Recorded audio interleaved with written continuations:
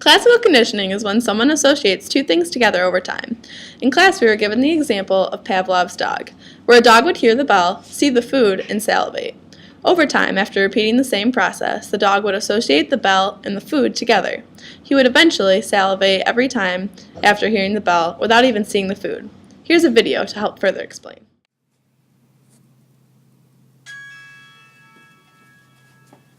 The dog sees the food and starts drooling.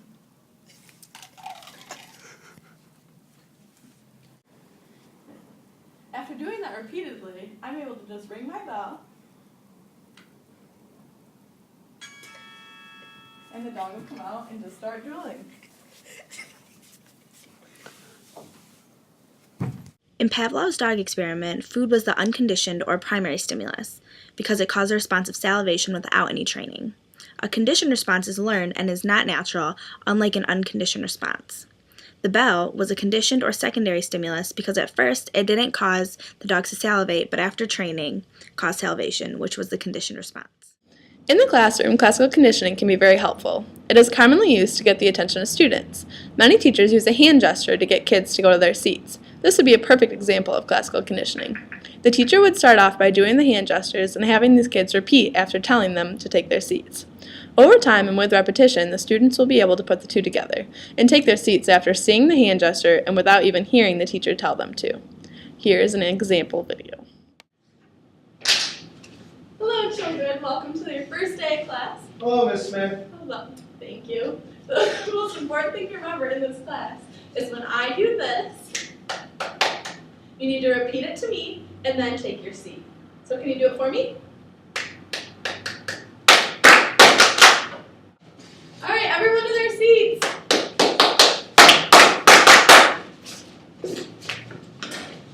Fantastic.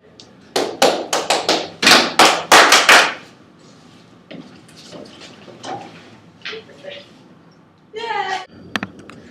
Operant conditioning is forming an association between a response or a behavior and a consequence.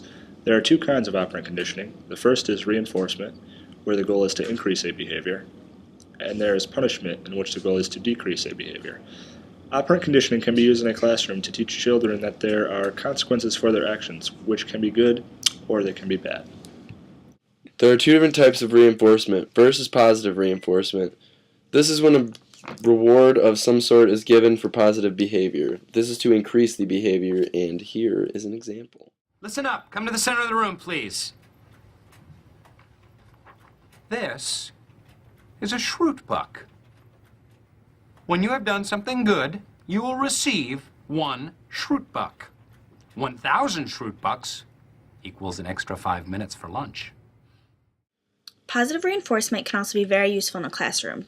This gives children incentive to keep up good behavior, such as being quiet in their seats, or as you'll see in the next video, doing their homework.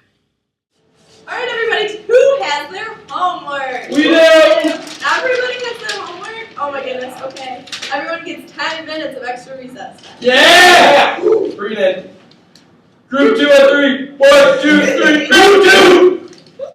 Negative reinforcement is rewarding good behavior by taking away something negative. The main goal is to still increase the behavior, and here's an example of negative reinforcement. Who can show me their homework? Everybody did their homework again. Okay, well, this time you don't have to have homework tonight. Yes! You should be proud of yourselves. Ugh. Thanks, Miss Smith. Thank you! Greatest teacher ever! Negative reinforcement can be just as useful in the classroom as positive reinforcement.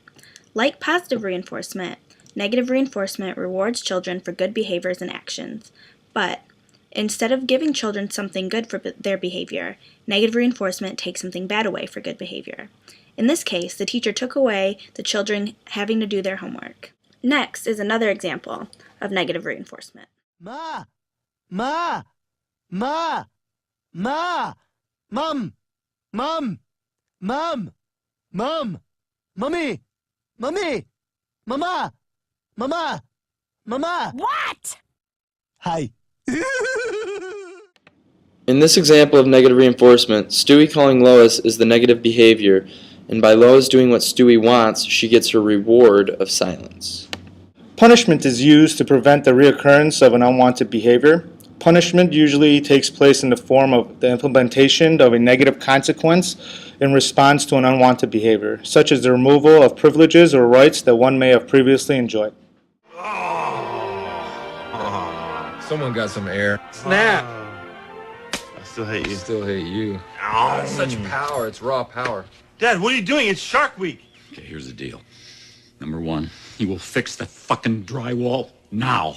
Number two, you have 1 month to find jobs or you're out in your asses. I will arrange interviews for Monday and you will go. Dad, why are you talking to me like this? I'm your son. I'm not buying that crap anymore.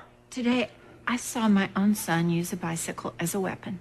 You yelled rape at the top of your lungs. Mom, I honestly thought I was going to be raped for a second. He had the craziest look in his eyes, and at one point he said, "Let's get it on." That was about the fighting. I'm so not a raper. Look, I didn't touch a drum set, okay? I witnessed with my eyes your testicles touching my drum set. All right, that's it. That's it. You two guys leave me no choice. No television for a week. What? We are so serious, guys. You're fucking high! Are you out of your mind? Goes in Robert's wall safe, on. and it's gonna stay there. No! Okay. This house is a fucking prison! I'm playing bullshit! In the galaxy of this sucks camel dicks! In the previous video from Step Brothers, the boys are punished for their bad behavior by having their TV privileges taken away for a week, especially during Shark Week.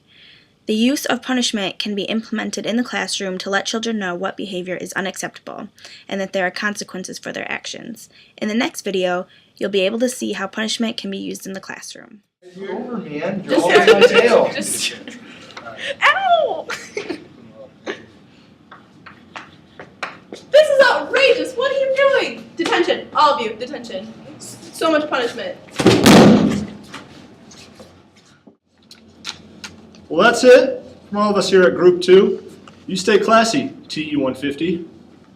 I'm Chris Iliev. Who put a question mark in the prompter? Done. All right, good enough. I messed that one up.